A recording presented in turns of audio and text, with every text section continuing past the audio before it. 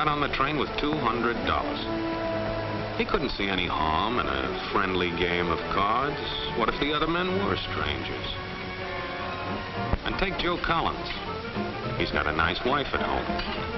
But he met this girl at the bar, and she looked after the first couple of drinks.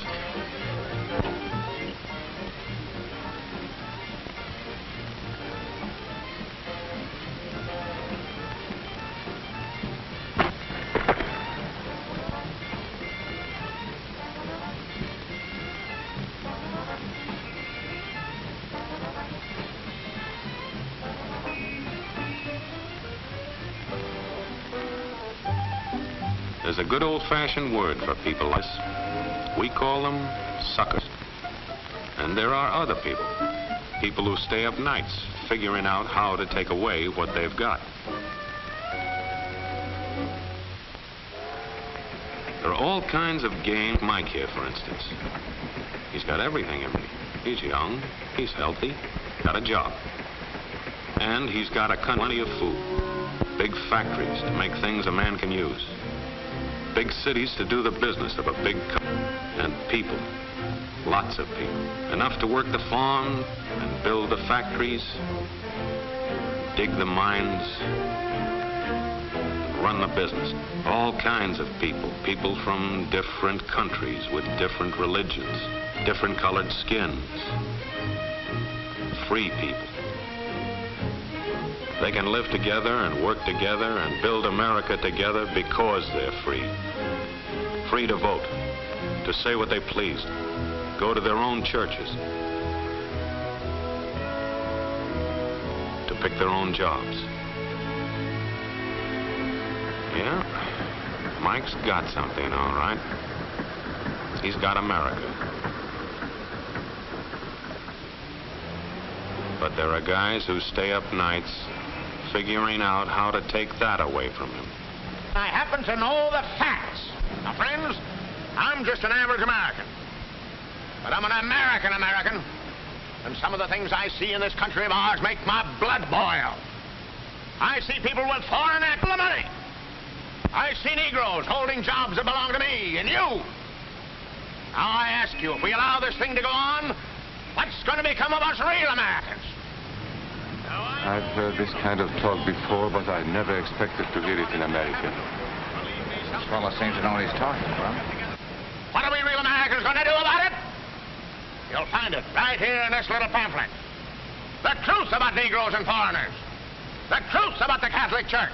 Do you believe in that kind of talk? I don't know, makes pretty good sense to me. And I tell you, friends, we'll never be able to call this country our own until it's a country without. Without what? Yeah, without what? Without Negroes. Without alien foreigners. Without Catholics. Without Freemasons. You know these people. What's wrong with the Masons? I'm a Mason. Hey, that fellow's talking about me. And that makes a difference, doesn't it? These are your enemies. These are the people who are trying to take over our country. Now you know them. You know what they stand for. And it's up to you and me to fight them. Fight them and destroy them before they destroy us. Thank you.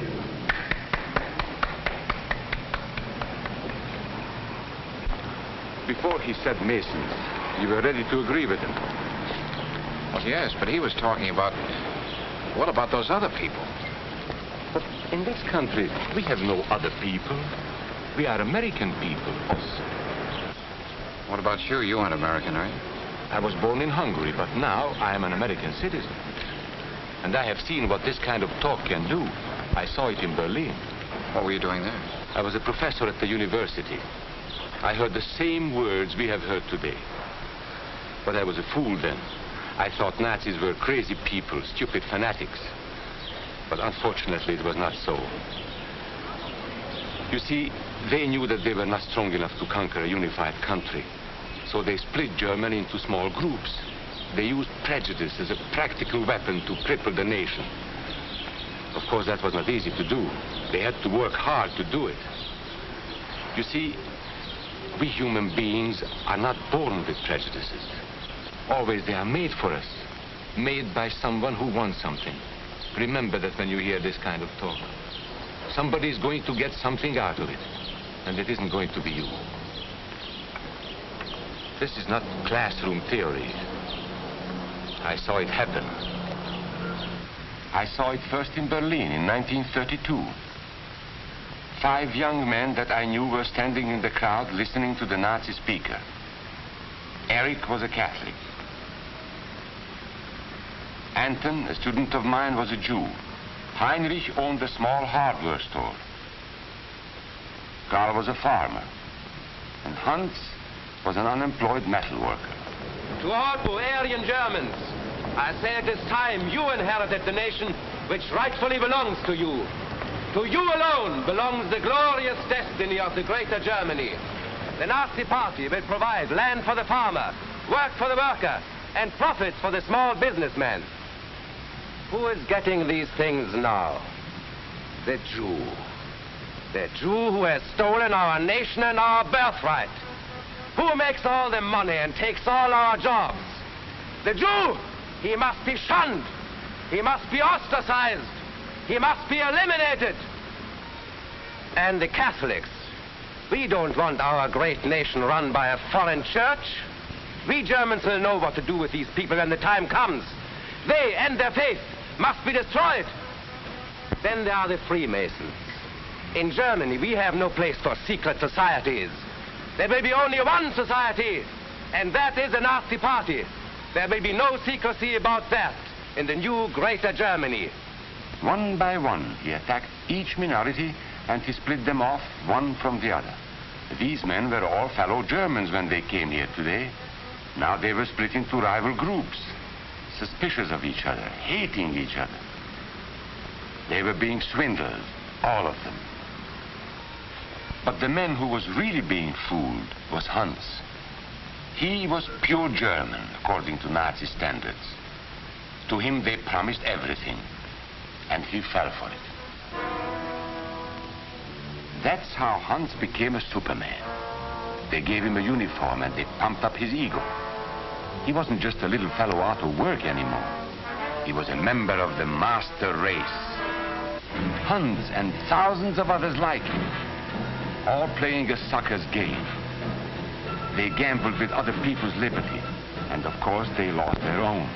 A nation of suckers. Hitler needed these people. There was lots of work to be done. There were trade unions to be smashed, because unions were organized and might offer resistance. There were many political parties in Germany. These the Nazis destroyed. They were determined to smash every organization where people might band together and resist them. There were Jews to be beaten and killed. The Jews were not powerful, but they were a convenient excuse for all the nation's ills. And besides, a Nazi party member could not take over this man's store. Hundreds of Catholics were put in jail because the Catholic Church had strength and could resist the Nazi drive for power. They had split the nation into 100 pieces, and then one by one, they had destroyed the pieces. Over these broken pieces, the Nazis rode into power. One party, one nation, one religion. These men had won their struggle for power. They now ruled all of Germany. But still they had trouble with their oldest and most persistent enemy, the truth. They found that truth does not die easily, and so they decided to abolish truth. One great source of truth is literature, so they burned books, 20 million of them. Many great men in Germany who were spokesmen for truth were jailed or driven from their country. Teachers, writers, scientists. Education was discouraged. In 5 years, college attendance dropped 53%. It was forbidden to listen to a British radio program or read an American newspaper. In Nazi Germany, you had to get your information from Dr. Goebbels. He knew what was best for you. The church was one force in Germany still strong enough to proclaim the truth in public. This Catholic priest was arrested the following day on charges of immorality. The Protestant church also continued to try and fight for truth. The Nazis put this man in a concentration camp. There were others who spoke for truth, and I am proud to say that educators were among them. And what, may I ask, is an Aryan? I don't know myself. But let us see what our present so-called authorities have to say about it. They say he is tall,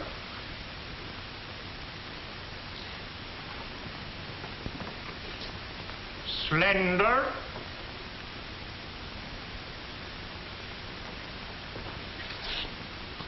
blue-eyed, and blonde. There is no Aryan race. And more important, there is no master race. There are people who may find these ideas convenient, but science cannot support them.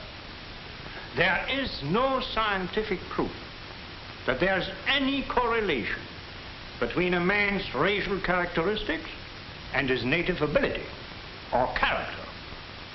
In all racial groups, we find the same range of potentialities.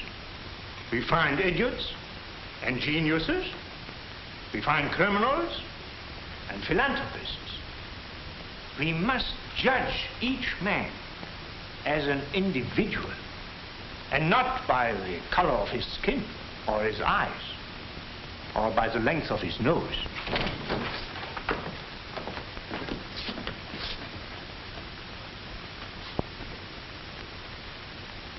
Come in, gentlemen. It's comfortable. And remember that there is no master race. That is a scientific truth. Anyone who tells you otherwise is lying.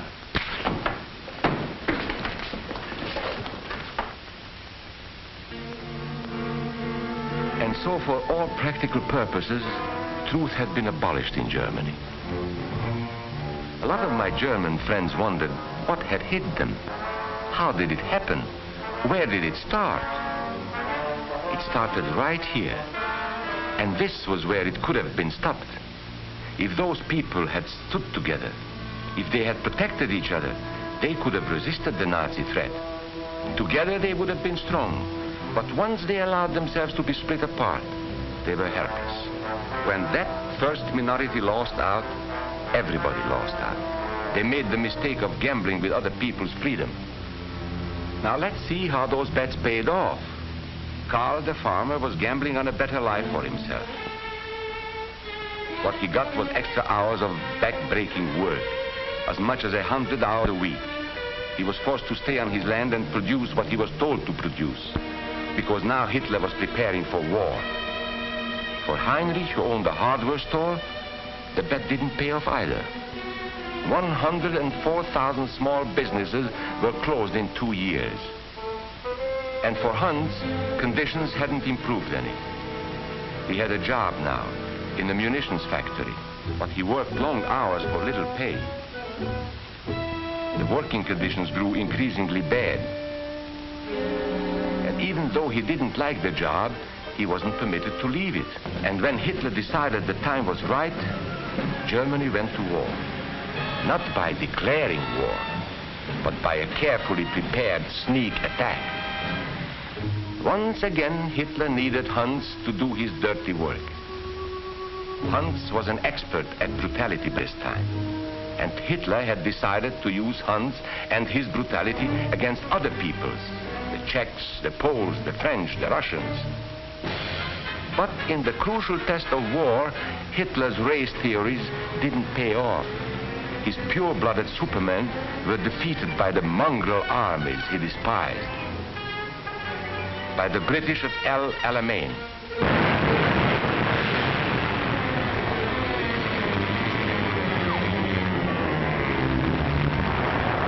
By the Russians at Stalingrad.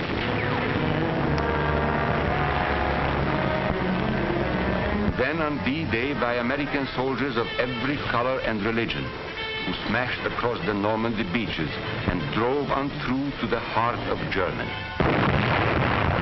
For the misguided Germans who had swallowed the Nazi bait, the Nazi game did not pay off. The continent of Europe was strewn with millions of German bodies, pure Aryan bodies.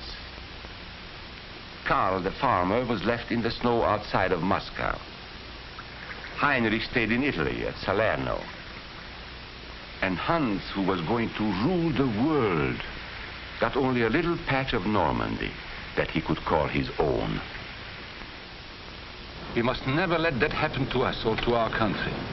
We must never let ourselves be divided by race or color or religion, because in this country we all belong to minority groups. I was born in Hungary. You are a Mason. These are minorities. And then you belong to other minority groups too. You are a farmer. You have blue eyes. You go to the Methodist Church. Your right to belong to these minorities is a precious thing. You have a right to be what you are and say what you think, because here we have personal freedom. We have liberty. And these are not just fancy words. This is a practical and priceless way of living. But we must work at it. We must guard everyone's liberty, or we can lose our own.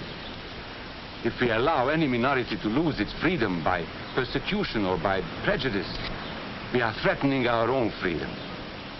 And this is not simply an idea. This is good, hard common sense. You see, here in America is not a question whether we tolerate minorities. America is minorities. And that means you and me.